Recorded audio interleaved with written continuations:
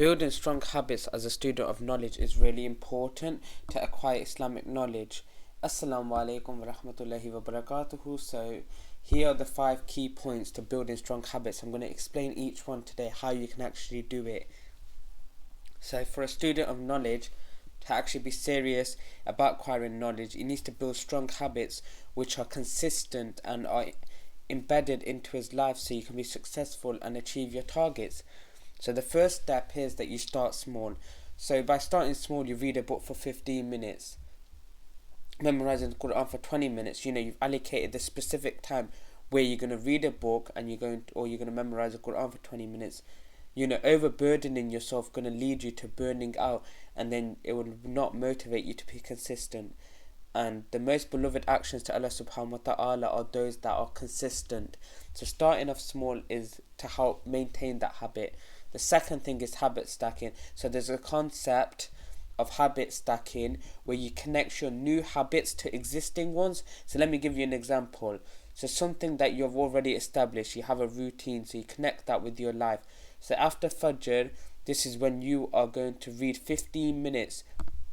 So the habit is actually waking up and reading Fajr, and the new habit is actually reading the Quran for 15 minutes, for example. And research shows that if you add a new habit to an existing habit, 50% of you are more likely to continue that habit. It reduces your mental load of trying to build new habits.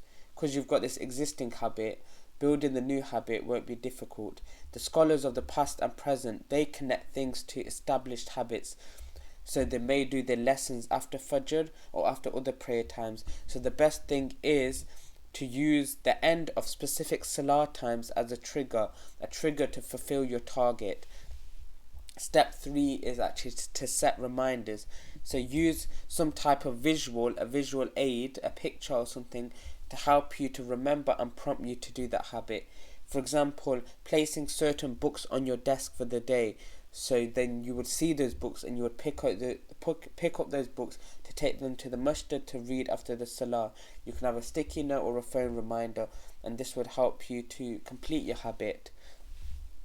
A great example is the beautiful adhan. When we hear the adhan, it reminds us to go for prayer. So we go to the masjid, and this is a reminder, and then after the prayer, you can memorize the Quran and read it. That could be your habit. The step 4 is to track your progress. So try to keep a habit tracker, a notebook, and there's many apps out there that you can use to track your habits. A research by a university was done that if you monitor your progress, you're 42% more likely to continue the habit.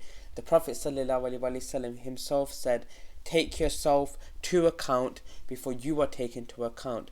So if you're seeing progress, you will build motivation and maintain those habits. And lastly, step 5 is to anticipate obstacles. You're going to have things that come in your way. You're going to have setbacks. You're going to have distractions. There may be an emergency. Something might happen that may prevent you from actually fulfilling that habit for the day. So if you miss your habit once, that is not a problem, as long as you go straight back on track immediately. Research shows that if you miss the habit for one day, there's a 10% chance that you will stop the habit. If you miss it for 2 days in a row, there's a 40% chance that you would stop the habit.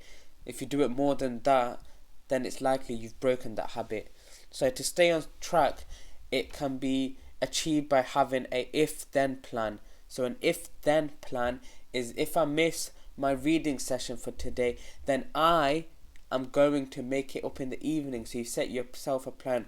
So if you miss it, so you have an if plan. So if I miss it, then my plan is to do it in the evening. So set yourself a rule, which is that you never miss 2 days in a row. So you set yourself this rule that you do not miss 2 days in a row. Missing one day can be an accident, but don't allow it to go beyond one day, because if you do, then you're going to ruin everything. All the knowledge you've acquired, all the reading you've done could go down the drain just simply by missing 2 days in a row, missing more days. So a bonus tip is to allow yourself 30 days without any interruption to build that habit. Make yourself a commitment that you're going to do this for 30 days non-stop. Doing this will rewire your brain to make this habit something that is automatically in your life. Ramadan's a great example. The 29 or 30 days, the consistency of leaving off sins, building new habits. This transforms people's lives in terms of reading your salah, reading loads of Quran, tahajjud, doing loads of dhikr, and many deeds. So this is where I'm going to conclude my video. So I leave you here. Fi manillah. Wa sallallahu wa baraka ala nabina Muhammad. Astaghfirullah. Assalamu alaikum wa rahmatullahi wa barakatuh.